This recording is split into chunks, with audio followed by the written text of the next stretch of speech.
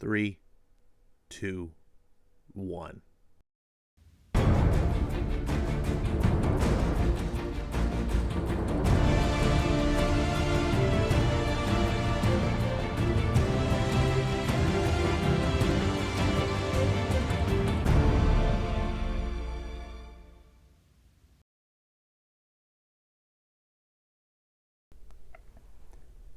At the end of the 20th century, superheroes, geniuses, madmen, and activists rushed towards World War III. A Soviet iron hero, a superpowered American president, an insane cyborg soldier, an Afghan woman hell-bent on building a better life for her people. These strange yet familiar beings collide in a story that mixes history, politics, and comic book mythology into something totally new. Welcome to 20th Century Men, where the edges of our reality and fiction touch, overlap, and then explode. What's going on, everyone? This is Ash on Comics. I'm Ash, and today I'm doing a little review of 20th Century Men. I'm going to try to keep it short because I don't know if I can. Well, I could.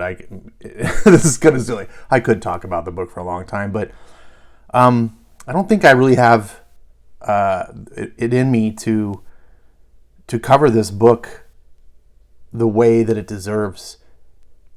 Mostly because I don't feel like, I think we've only seen the tip of the iceberg on this book.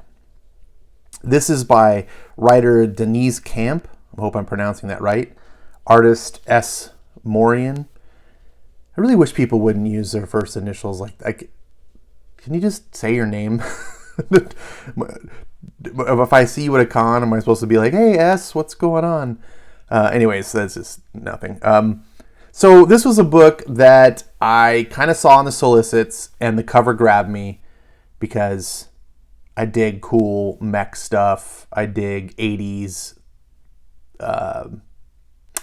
imagination. Like, this is, I'm a child of the 80s, so the things that were imagined during that time are the things that kind of resonate to me, that style. I kind of dig Soviet style machinery, like the way they look, that really hardcore industrial design that the Soviet. Anyways, so I saw this book and I was immediately like, ooh, what's this about? A dude in a mech suit, like 20th Century Men. I don't know anything about the writer, the artist, or anything. And then Skip and Tosh, friend of the channel, was really hyped on this book very much. I think he knows more about the writer than I do. And when he was like, ooh, real excited, I was like, okay, there is something here. It's not just a cool cover. So I decided to pick it up. Now, unfortunately, my comic book store didn't order a single copy of this, which is really kind of frustrating me. It's number one. Why are you not ordering this book? I get it. I talked to the girl there that hooks me up with books and different things, and she was like, we just, sales are down, and times are tough, and we just can't order every book, and shelf space is limited. And I'm like, yeah, I get it. But at the same time, it's a number one from Image, right? It's not a number one from Behemoth Comics. It's not a number one from Aftershock or anything. Like, this is the third biggest comic book company, and they are the largest of the independent comic companies. I just can't imagine not ordering at least a couple copies of number one. The number ones are going to sell because they're number ones. There's going to be people that come in the shop and just go, I'll try that out. Like, and the store that I go to is the biggest out of a chain of stores. So whatever. I don't run the place, but it kind of frustrated me. But she was able to find a copy at one of the other locations, and it's going to be shipped to the store. So I am getting it. It's en route. So I had to, quote unquote, borrow a copy to read. And I'm very, very happy with what I got. Now, this book, as a caveat, is not going to be for everyone. Not at all. It's I can't even really describe it. This book is a socio-political, somewhat cultural nostalgia book. It's very much rooted in the last century, the history of the last century, sort of the Cold War of America and the Soviet Union, which really dominated Western culture. If you grew up in the 70s or 80s, or maybe even the 60s, like, you remember that being everything, right? Kids who grew up in the 2000s, they remember like terrorists. Like, it's all 9/11 dominated everything. It was all about, Al Qaeda. We still have but in the 80s, it was Cold War. Everything is Russia.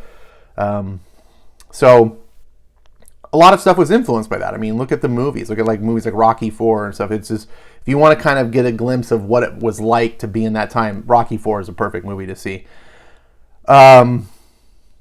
This book starts off, and I didn't know what to make heads or tails of it. This second page, and the art style immediately turned me off. I was like, what the hell am I reading? But going back and reading it a second time for the review, I really have grown to like it. We see it opens up Vietnam, 1969. A person is showing up to somewhere on a helicopter. I really like the use of the F word here as a sound effect for the of the helicopter. So that was kind of clever, but it also could have been like maybe the guy inside was going, fuck, like. So he shows up in Vietnam to, looks like soldiers, platoon camp or something, and something's been going wrong. People are freaked out, and this officer guy shows up, and they've come across this dead thing, and I'm like, is this gonna be like a horror book? What's going on? We see a guy like in the background puking, and this, even after reading the book twice, I still don't really understand this scene. I think it's going to be integral later to the storyline. I think this is just set up. Then we cut to Moscow, 1948, and one of the things this book does, and this immediately intrigued me, is the artist, singular artist, uses multiple art styles throughout the book to depict different time periods, and it's very clever. And I much more like the style that we see here on screen. And this is a character, Pyotr Platonov. We see him as a boy here. We see the Soviets coming to take him away, and the mom's like, no, you can't. And we just kind of see the evils of what communism is, and how the state owns you, not the parents. And you will be a product of the state. You will not have your own life. And there's a really cool, heart-wrenching scene here where the boy is, his mom's like, you can't have my kid, essentially. And the boy's like, Mama, I will go. And the mama looks at her son. No, you'll die. I won't. And she's crying because she says, then you'll kill. And the boy, of course, is too young to understand what that's going to mean.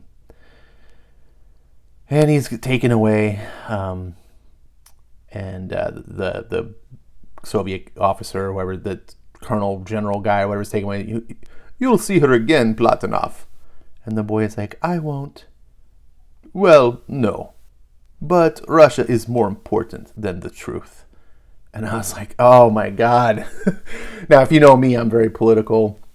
I'm very politically philosophical, more than political. I have philosophies of how society should run in a governmental sense, and I have a deep desire, like a deep rooted,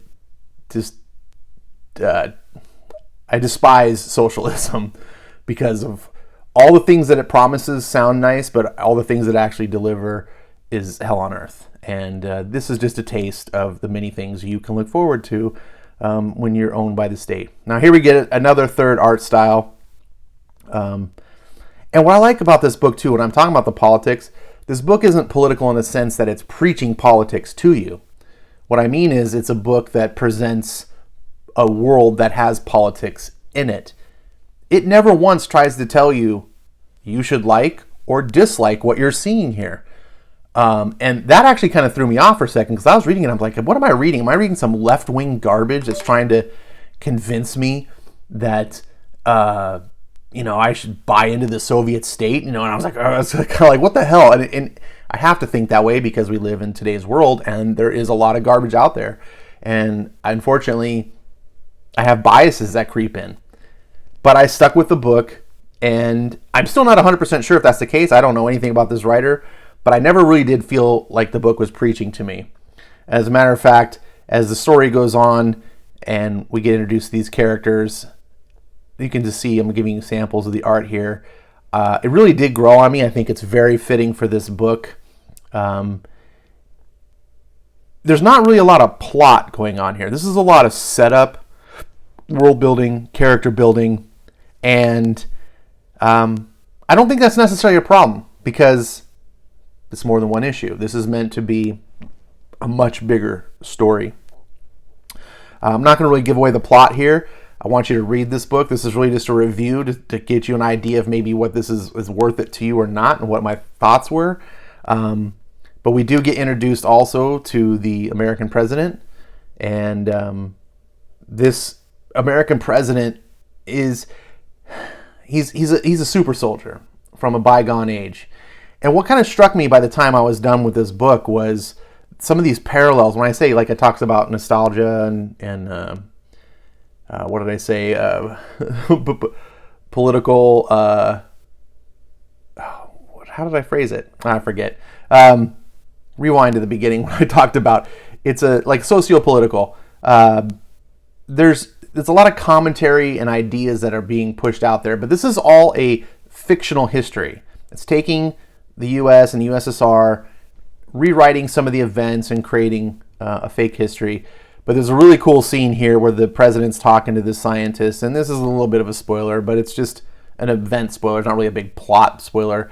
But this is where you get revealed that the president is a super soldier. Like, something's to him, because this window, he throws a desk out the window, and you can see it was the president. At first I was like, what, is that the brick going through the window? I was, oh no, shit. The president threw that out the window? And he's basically Captain America. He gives a speech to the country as the presidential address, and he talks about how, that he was super soldier and all this stuff. And what I find interesting is how the book seems to put on course the trajectory of these two characters. Pletanov, the Russian guy, who later, that little kid you saw, he grows up to be the guy on the cover that builds the mech suit. He's the Iron Star. And then you see this president. I don't know what his actual the American Dream, that's right. So you have this Iron Star and the American Dream. Older men now, both kind of running their countries, or in leadership positions, guiding the future of their countries. You can see that they're kind of on a collision course. And I'm like, oh, that's very much kind of ripped out of modern culture now. I mean, look, the whole MCU, not the MCU, the whole Marvel Universe build that formulated the MCU, right? All that they put in there. Civil War is such a huge thing. They put that in the MCU. Tony Stark, Iron Man versus Captain America, the two ideologies, the right versus the left. And that's going to turn some people off. I'm quite certain of it.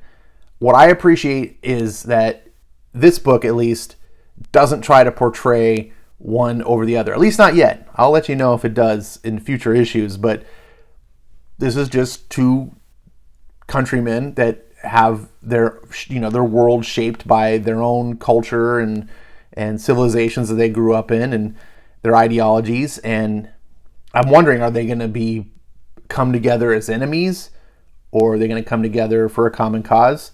Clearly, as I read in the very beginning, there's also this Afghan woman, and then there's the the cybernetic terrorist or whatever, which we're going to see here in a second. There we go. So something's going on and this is just setting the trajectory. That's it. That's the book. I would say if you like dense, thought-provoking,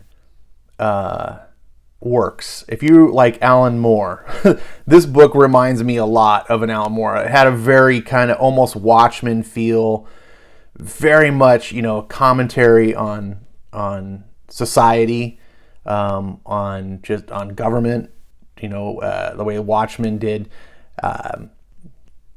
It's not exactly, I'm not trying to tell you that this is Watchmen or anything, but this is not a book that holds your hand by any stretch of it. Like, it was a hard read in some ways, right? This is just not a fun, Michael Bay film, action, comics, yay. It's not that.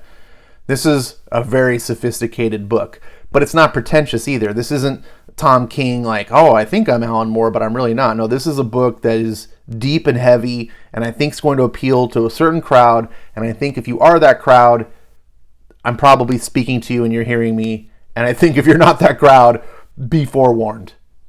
There you go. That's my review. I'm going to give this 4 out of 5 stars. Thanks for watching. Let me know if you enjoyed it, if you picked it up and read it. I'd like to know. There you go. Oh, and I was going to do one other thing. I was going to kind of add to my videos real quick.